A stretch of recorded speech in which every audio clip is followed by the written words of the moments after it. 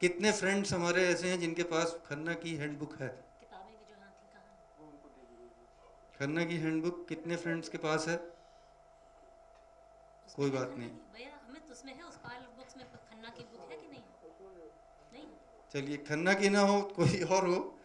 लेकिन इस तरीके की कहने का मेरा तात्पर्य ये है कि हम जो भी करते हों, हमारे टीचर ने एक सलाह दी थी, हमने उसको माना हमेशा। वो कहते थे कि आप, दो तीन चीज़ें उन्होंने हमें कही थी कि डेली आधे घंटे अपने सब्जेक्ट से संबंधित रीडिंग जरूर करिए, रोजाना। चाहे जितने आप उस विषय के विद्वान बन चुके हों, तब भी अपने विषय से रिलेटेड चीज को आधे घंटे अवश्य पढ़िए, आधे घंटे अवश्य। मैं कभी कभी हार्वर्ड बिजनेस रिव्यू मैगजीन पढ़ लेता हूँ। जुलाई अगस्त 2007 का इश्यू मैंने आज भी संभाल के रखा। उसमें उन्होंने एक, उसमें आर्टिकल आया था, मेकिंग ऑफ एन एक्सपर्ट। उसमें एक स्टडी का उन्होंने हवाला दिया था और उन्होंने कहा था कि मास्टर बनने के लिए, 10 साल लगते हैं। यस, आपने भी पढ़ा है, मास्टर बनने के लिए 10,000 घंटे, yes. 10,000 hours of focus practice, 10,000 hours of focus practice. अब 10,000 घंटे, अब इसमें आपको सोना भी है, नहाना भी है, दूसरे काम भी करने हैं, परिवार भी देखना है। तो रफली उन्होंने 10,000 घंटे को 10 साल में, जैसा मैडम ने कहा, उसमें कन्वर्ट कर दिया। यानी कि 10 साल की फोकस्ड प्रैक्टिस चाहिए मास्टरी हासिल करने के लिए, किसी भी फील्ड में। अगर आप म्यूजिशियन बनना चाहते हैं तो भी देखिए, इतने बड़े बड़े उस्ताद जो हैं, उनका रियाज रुकता नहीं है। भले उन्होंने ऊंचाइयां छू ली हों, लेकिन रियाज रुकता नहीं। तो वापस आते हैं अपने इंडियन टीचर की सलाह पर। उन्होंने कहा रोजाना आधा घंटा अपने सब्जेक्ट से रिलेटेड चीज जरूर पढ़िए, और आधा घंटा ऐसी चीज जरूर पढ़िए जो आपके सब्जेक्ट से रिलेटेड ना हो। सेंट्रल आइडिया ये है कि reading is a good habit. Reading करनी है, उसमें से मिनिमम आधा घंटा अपने सब्जेक्ट से रिलेटेड, भले ही हम कितने एक्सपर्ट हो गए हों, और आधा घंटा जो अपने विषय से रिलेटेड ना हो, ये जरूर पढ़ना। ठीक है? और एक फ्रेंड से बात जरूर करिए। ये जो मेरी टीचर की सलाह थी, मैंने बिल्कुल उसको याद रखा, मैं वही दोहरा रहा हूँ। एक फ्रेंड से बात ज़रूर करिए, और न संभव हो तो मोबाइल से कर लीजिए। ठीक है? अब वापस आते हैं, एक्सपीरियंस से आ रहे थे, और उसके पहले वाली स्लाइड में हमने देखा था कि मैन से पहले मैन, और जिसे हमने हिंदी में देखा था कि वो मन आता है। एक कहावत है, if you do what you have always done, you will get you have always got. इसमें हमने थोड़ा सा एक्सटेंशन कर दिया है। इफ, अगर आप वही सोचें, if you think you have always thought, जैसा हमेशा से सोचते आए हैं, अब भी वैसा ही सोचते रहेंगे, तो हम वैसा ही करते रहेंगे जैसा हम करते आए हैं। और जैसा करते आए हैं तो वही मिलता आएगा जो हमेशा से मिलता आया। तो इसके पहले चीज क्या जुड़ गई? थॉट। हर एक्टिविटी से पहले कोई थॉट होता है, दिमाग में कुछ चलता है, कोई थॉट होता है, उसके बाद एक्टिविटी होती है। यानी कि हमेशा जो सोचते आए हैं वही सोचते रहेंगे, तो वही मिल करते करेंगे जो हमेशा करते आए हैं, और नतीजे में वही मिलेगा जो हमेशा मिलता आया है। Next please. अब ये तीन की प्रोपोजिशंस हैं जिसको कि समझ लेना बहुत ज़रूरी है। पहली बात तो ये है कि there is no turning back. There is no turning back. आज की जो तारीख है 2 मार्च 2012, आज के बाद ये तारीख कभी नहीं आएगी। जो समय इस समय 2:30 बजे हैं, 2:30, 2 मार्च 2012, ये अब लौटने वाला नहीं है।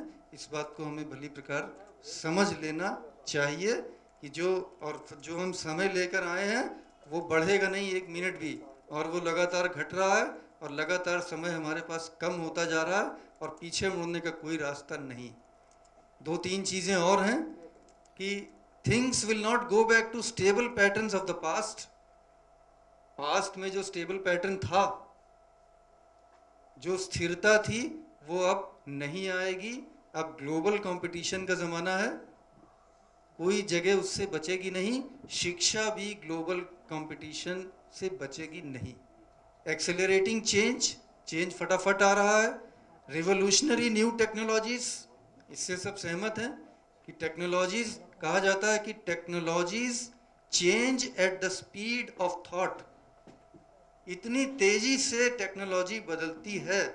टेक्नोलॉजी हर क्षेत्र में, कंप्यूटर्स में, सिविल इंजीनियरिंग में, मैकेनिकल इंजीनियरिंग में, कोई क्षेत्र ऐसा नहीं है जहां बदलाव ना आता। कॉम्प्लेक्सिटी भी लगातार बढ़ती जा रही। Next please. दूसरी बात यह है कि now different skills are required. जो स्किल्स पहले काम करती थी वो नहीं करेंगी। आप सब लोग क्वेश्चंस जो भी आपको, जैसे जैसे मिस्टर मेहतानी बोल रहे हैं, वैसे वैसे जो भी आपको अगर क्वेश्चन दिमाग में आते हैं वो नोट डाउन कर लीजिएगा, क्योंकि एंड में हमेशा एक क्वेश्चन आंसर का सेशन भी हम लोग रखना चाहते हैं। यस, इंटरैक्टिव रहना। बिल्कुल। जैसे पैसिवली बैठ करके, जैसे स्पेशली क्योंकि लंच टाइम के बाद वाला जो सेशन होता है वो उसमें आसानी से लोग जो है उसमें नींद आनी शुरू हो जाती है। ये लंच के बाद वाला सेशन चैलेंजिंग ज़्यादा होता है कि मुझे ये पता लगाना मुश्किल होता है कि आपको नींद अच्छे खाने की वजह से आ रही है या मेरे लेक्चर की वजह से आ रही है। नहीं, आप जो कह रहे हैं, जो अभी डॉक्टर कामरान ने बोला है और जो मिस्टर बहारी बोला, उससे बहुत ही कंसिस्टेंट है। कई जी सारे पॉइंट्स जो आप बोल रहे हैं जी वो अभी अभी अभी जी। और दूसरी बात यह है कि एंड में तो ठीक है, लेकिन अगर बीच में भी अगर आप कुछ कहना चाहते हैं तो मेरी क्लास में बोलने पर प्रतिबंध बिल्कुल नहीं है। आप हाथ खड़ा करिएगा, उसी समय आप बोल सकते हैं, आई डोंट माइंड। ठीक है, यानी कि अब डिफरेंट स्किल्स चाहिए। पहले वही बात कही थी, फिर दोहराता हूँ कि नई लड़ाई पुराने हथियारों से नहीं लड़ी जा सकती। अब अगर आज के ज़माने में हम तलवारबाजी शुरू कर दें या लाठी अपने सिपाहियों को दे दें, फौज वालों को, तो क्या ये अब हो सकता है? Different skills are required. जो पहले चलता था वो अब नहीं चलेगा। अब कुछ नया देखना पड़ेगा। अक्सर हम अपने बच्चों को या स्टूडेंट्स को भी कह देते हैं कि जब हम थे तुम्हारी एज के तो हम ये किया करते थे, ऐसे हमें सफलता मिली, ऐसे हमें सफलता मिली, हमने ये किया, तुम भी ऐसा करो। अक्सर हम अपने जूनियर्स को, अपने बच्चों को, अपने स्टूडेंट्स को ऐसा कह देते हैं। कभी कभी ये हो सकता है कि मेरा बच्चा कहे कि डैड अब ये नहीं चलेगा। आपका समय गया, आपका समय गया, अब नया समय है। और बच्चा सही कह रहा, वो समय दूसरा था, वो इन्वायरमेंट दूसरा था, परिस्थितियां अलग थी, उस जमाने के पेरेंट्स डिफरेंट थे, आज के पेरेंट्स अलग हैं। सबसे बड़ी चीज़ यह है कि उस समय इंटरनेट नहीं था जो आज है। इंफॉर्मेशन के इतने इनपुट्स नहीं थे हमारे स्टूडेंट्स के पास, हमारे छोटों के पास और हमारे पास। इंफॉर्मेशन के इतने इनपुट्स नहीं थे। आज इंफॉर्मेशन का विस्फोट हो गया।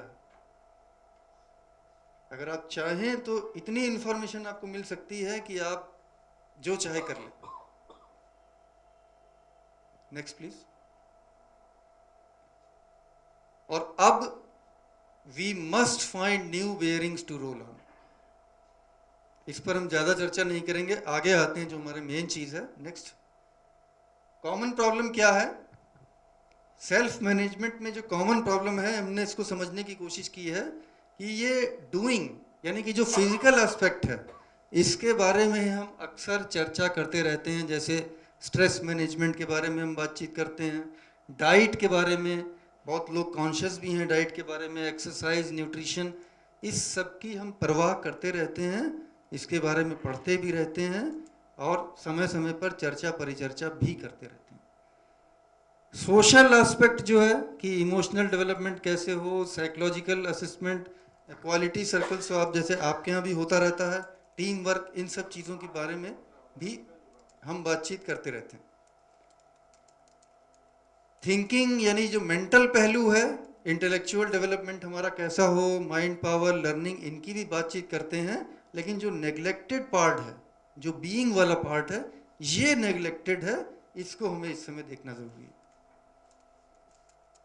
बीइंग से जो रिलेटेड पार्ट है that is spiritual. Spiritual part में आपकी values, beliefs, esteem, self esteem, ये सब चीज़ें अभी नेग्लेक्टेड रही हैं इस समय, जिसकी वजह से भी अभी हमें सेल्फ मैनेजमेंट में दिक्कत आती है। Next please.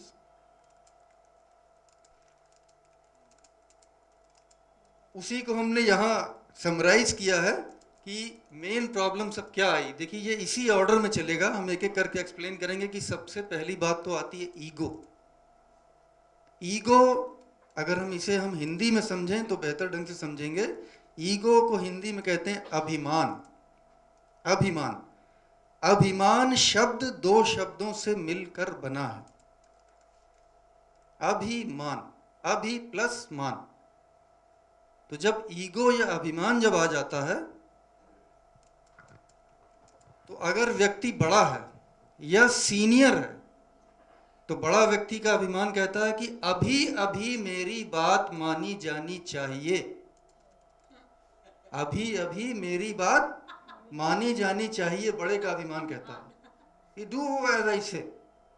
अभिमान, जो मैंने कह दिया उसको अभी मानो, अभी करो, ये बड़े का अभिमान। और छोटे का अभिमान, भाई ईगो तो छोटे में भी होती है। छोटे का अभिमान कहता है कि अभी अभी मुझे मान मिलना चाहिए, अभी अभी मुझे भी तो कुछ क्रेडिट दो, मैं जो आपको, मुझे भी तो कुछ क्रेडिट मिलना चाहिए। और ये दोनों अभिमानों की टक्कर शुरू हो जाती।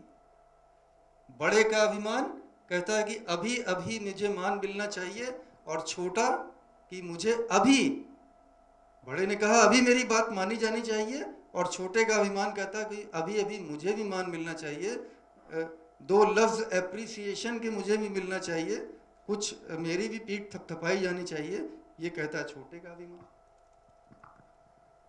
और जब ये अभिमान शुरू हो जाता है तो दो चीजें और आ जाती हैं। दो चीजें और क्या आ जाती हैं कि जब व्यक्ति अभिमान में, भले छोटे हो या बड़ा हो, जूनियर हो या सीनियर हो, जब अभिमान आया तो दो चीजें और आ गई, जिसमें से पहली चीज है अपमान। अपमान, अपमान का मतलब यह है कि जब ईगो में व्यक्ति होता है, चाहे वो जूनियर लेवल पे हो या सीनियर लेवल पे हो, उसे बात बात में अपमान महसूस होता है। देखिए अपमान जो है केवल महसूस होने वाली बात है, वास्तव में कुछ हो नहीं रहा, लेकिन क्योंकि व्यक्ति अभिमान में है, चाहे वो जूनियर लेवल पे या सीनियर लेवल पे, तो उसे लगता है, बात बात पर लगता है कि मेरा अपमान हो गया, मेरा अपमान हो गया। क्योंकि बड़े का अभिमान है ये कि अगर उसकी बात अभी तुरंत नहीं मानी गई तो उसे लगता है कि मेरा अपमान हो गया। वास्तव में ईगो की प्रॉब्लम है। छोटे व्यक्ति को तुरंत, जो जूनियर लेवल पर है, उसको अगर मान नहीं मिला, उसे अप्रिसिएशन नहीं मिला, उसको थैंक यू नहीं कहा गया, उसे लगता है कि मेरा अपमान हो रहा है। बात बात में अपमान महसूस होने लगता है। और इसके अलावा एक चीज़ और आ जाती है जिसे हम कहते हैं अनुमान। अनुमान का मतलब सस्पिशन। आदमी सोचने लगता है कि उसने ज़रूर ऐसे किया होगा, और अमुक आदमी ने मेरी शिकायत लगाई होगी, उसने बैक बाइटिंग की होगी, उसने ऐसा किया होगा, वैसा किया होगा। तरह तरह के अनुमान व्यक्ति लगाने लगता है। और जबकि बेसिक वजह यह है कि ईगो यानी अभिमान उसे परेशान कर रहा है।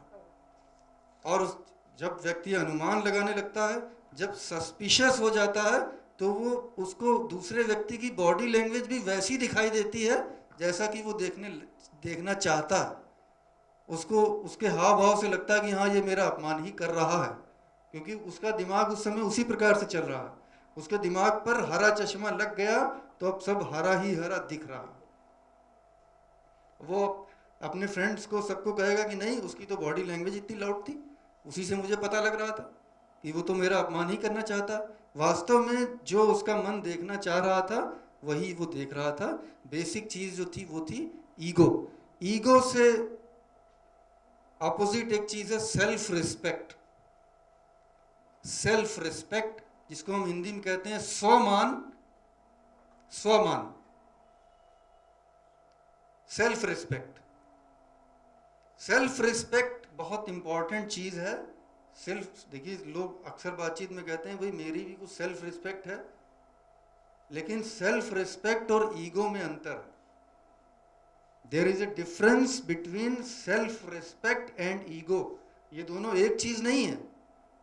ये पहचानना जरा सा कठिन होता है कि ये मेरी सेल्फ रिस्पेक्ट बोल रही है या मेरा ईगो बोल रहा है।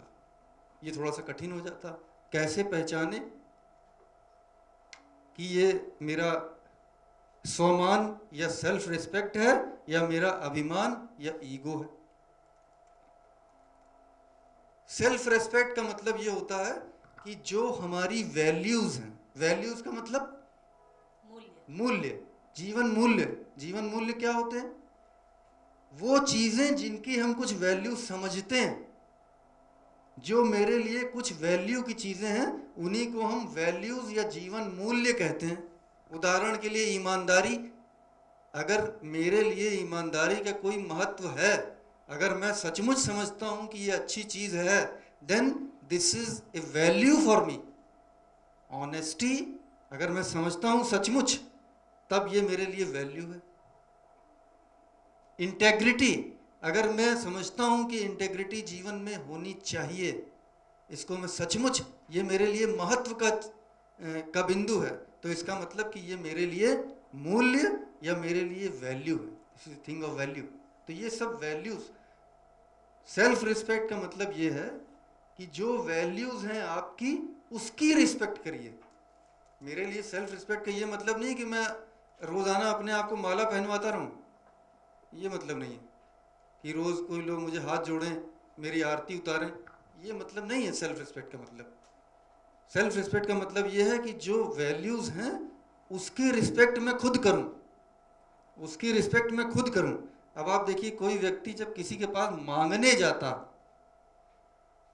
मैंने कहा कि साहब मुझे 10,000 रुपये चाहिए, तो इसका मतलब मेरे पास इस समय 10,000 रुपये नहीं है और 10,000 रुपये की मेरे पास शॉर्टेज है, इसीलिए मैं आपसे मांग रहा हूं। इसीलिए मैं आपसे मांग रहा हूं क्योंकि मेरे पास नहीं। तो मैं मांगूंगा तभी जब वो चीज मेरे पास नहीं होगी।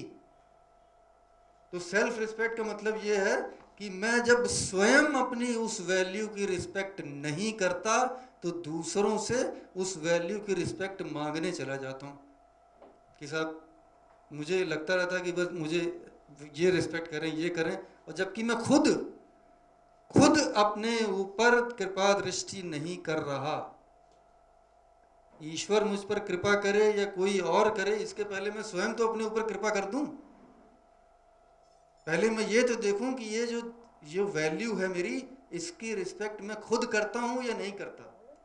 अगर मैं खुद रिस्पेक्ट करता हूं, उदाहरण के लिए ईमानदारी, अगर मैं ईमानदारी जो वैल्यू है, अगर मैं उसकी रिस्पेक्ट करता हूं, तो मुझे किसी के अप्रूवल की आवश्यकता नहीं है कि साहब कोई और ईमानदार रहे या न रहे, भले ही लोग मुझे मान दें या मुझे मूर्ख समझें, तब भी मैं ईमानदारी को छोड़ूंगा नहीं, क्योंकि मैं सेल्फ रिस्पेक्ट पसंद व्यक्ति हूं और जो चीज़ मेरे लिए वैल्यू की है, मुझे किसी और से इसके अप्रूवल की आवश्यकता नहीं है। अगर ईमानदारी मेरे लिए वैल्यू की चीज़ है तो मैं ईमानदारी पर चलूंगा, कोई और चले या न चले, कोई मुझे इस बारे में माला पहनाए या ना पहनाए, मैं सेल्फ रिस्पेक्ट का मतलब मुझे इस वैल्यू की कदर है।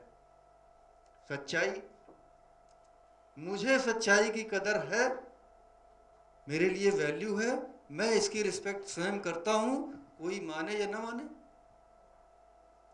अगर मैं ईमानदार हूँ और मुझे लगता है कि लोग इस बात की मेरी रोज़ प्रशंसा करें कि साहब आप तो बड़े ईमानदार हैं, और अगर नहीं कर रहा तो हम कहते हैं यार आज के ज़माने में तो कोई ईमानदारी पूछता नहीं है, लोग तो बेवकूफ़ समझते हैं। लोग समझने से कुछ मतलब नहीं है, इसका मतलब हमने खुद अपनी सेल्फ रिस्पेक्ट खो दी। अक्सर मैंने अपने फ्रेंड्स के बीच में सुना है, शराब पीने की बात हम लेते हैं, लोग कहते हैं साहब सोसाइटी में ये ज़रूरी हो जाता है, साहब सोसाइटी में पीना पड़ता। तो सोसाइटी का उनका मीनिंग क्या है, उनका सोसाइटी का अर्थ क्या हो गया? देखिए शब्दों के अर्थ अपने हिसाब से आदमी बदल लेता है। इसका मतलब ये हुआ कि उनके लिए सोसाइटी का अर्थ है कि शराबियों का दल, उनके लिए सोसाइटी का अर्थ हो गया। तभी वो कहते हैं कि आप सोसाइटी में तो पीना पड़ता। उसकी इज्जत मानना, उन लोगों की नज़रों में इज्जत जी हाँ, होना बहुत ज़रूरी है। जी, इसका मतलब ये है कि वो उनकी इज्जत लेने का प्रयास कर रहे हैं जो जिनकी कुछ इज्जत नहीं। ठीक है, तो शब्दों के अर्थ हमें अपने हिसाब से लेने हैं, और हर व्यक्ति की अपनी दुनिया, जो अपने हिसाब से व्यक्ति बनाता है। जो शराब पीने वाला है वो आसपास जो अपनी दुनिया बनाएगा वो सब शराबियों को इकट्ठा करेगा, वही अपनी दुनिया बनाएगा, क्योंकि हर आदमी अपनी दुनिया में रहता है, केवल एक दुनिया नहीं है। जो एकेडमिक्स का व्यक्ति है वो अपने आसपास एकेडमिक्स को ही जमा करेगा और उसकी वो दुनिया बन जाएगी। जो जैसा है वो वैसी दुनिया अपनी ढूंढ लेता है। And birds of a feather flock together, ये हमेशा सच था, आज भी सच है। ठीक, नेक्स्ट प्लीज। अभी रुकिए कहीं। ईगो की हमने बात की। ईगो के बाद दूसरी चीज है lack of positive attitude. Lack of positive attitude, ये क्या होता था? अक्सर अखबारों में आता है, मैगजीन्स में होता है, लोग कहते हैं, आप भी अपने छोटों को कहते होंगे कि साहब पॉजिटिव सोचिए, सकारात्मक चिंतन करना चाहिए, पॉजिटिव सोचिए साहब। लेकिन दिल है कि मानता नहीं, दिल है कि मानता नहीं पॉजिटिव। अब कौन सा स्विच ऐसा है जिसको दबा दें जिससे पॉजिटिव ही आता रहे? क्या करें, क्या करें? तो इसके लिए पहले थोड़ा सा बैकग्राउंड देखते हैं कि ये माइंड चलता कैसे। कहा जाता है एक स्टडी के हिसाब से कि दिन भर में एक सामान्य व्यक्ति 35 से 40 हजार थॉट्स जनरेट कर देता है। 35 से 40 हजार थॉट्स यहाँ जनरेट हो जाते हैं, विचार। ठीक है, 35 से 40 हजार, कितना ज़बरदस्त तरीके से ये फैक्ट्री काम कर रही है। अगर हम किसी एक रात में जब हम बेड पर जाएं और केवल ये याद करने की कोशिश करें कि दिन भर में हमने क्या क्या सोच डाला, क्या क्या विचार हमारे दिमाग में आ गए, तो किसी भी एक रात को आप याद नहीं कर पाएंगे। 35 से 40 हजार कभी याद रहेगा? लेकिन अगर हाइपर टेंशन का मरीज है, अगर हाई ब्लड प्रेशर है, तो ये संख्या डबल भी हो सकती है। याद तो नहीं आ सकता, लेकिन फिर भी अगर हम इसको क्लासीफाई करें, अगर हम इसको ब्रॉडली क्लासीफाई करें, तो हम 4 भागों में इसको बांटते हैं। ब्रॉड क्लासिफिकेशन, आप इससे ज़्यादा भी बता सकते हैं, नो प्रॉब्लम, हम केवल ब्रॉड क्लासिफिकेशन कर रहे हैं। पहला, पॉजिटिव थॉट्स या सकारात्मक चिंतन, सकारात्मक। दूसरा क्लासिफिकेशन, नेगेटिव थॉट्स या नकारात्मक चिंतन। इस नकारात्मक में यह है कि कभी कभी पास की घटनाएं भी हम याद करते रहते हैं, पुरानी चीज़ों को भी याद करते रहते हैं और लगातार परेशान रहते हैं, नकारात्मक चिंतन। तीसरा, हम जिस प्रोफेशन में काम करते हैं उससे रिलेटेड कुछ बातें सोचना हमारी मजबूरी है, उसको हम कहते हैं नेसेसरी थॉट्स। नेसेसरी थॉट यानी आवश्यक विचार, क्योंकि भाई ये हमारा यही फील्ड है, यही हमारा एरिया ऑफ ऑपरेशन है, इसके बारे में सोचना मजबूरी है, तो धक्का लगा के सोचते हैं दिमाग को। तीसरा निकला आवश्यक विचार, और चौथा वेस्ट थॉट्स, वेस्ट थॉट्स जिसका कोई अर्थ नहीं है। हिंदी में अगर कहें तो व्यर्थ चिंतन, व्यर्थ चिंतन। तो अब हमने 4 तरीके से इसको क्लासिफाई किया: सकारात्मक, नकारात्मक, आवश्यक विचार और व्यर्थ चिंतन। देखिए, हम याद भले ना कर पाए, गिन ना पाए, लेकिन हम अगर आपसे ये पूछें कि किसी भी दिन अगर आप सर्वे करें रात में सोते समय, तो सामान्यतया सबसे अधिक विचार किस कैटेगरी के होते हैं? देखिए, 4 हमने किए थे, फिर आपको याद करा दें। सकारात्मक, नकारात्मक, आवश्यक और व्यर्थ विचार। सबसे अधिक विचार किस कैटेगरी के होते हैं डेली? व्यर्थ विचार सबसे ज्यादा होते हैं, बिल्कुल सही कहा आपने। उसके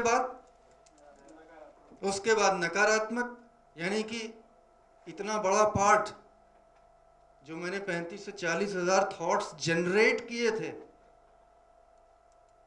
उसका बहुत बड़ा हिस्सा वेस्ट थॉट्स, व्यर्थ चिंतन और नकारात्मक, नेगेटिव में चला गया। यानी कि ये जो डिब्बा है, ये कचरे का डिब्बा बन गया। अब जो बचा, 2 और बचे हैं अभी, आवश्यक और सकारात्मक। अब नंबर 3 पे क्या आएगा?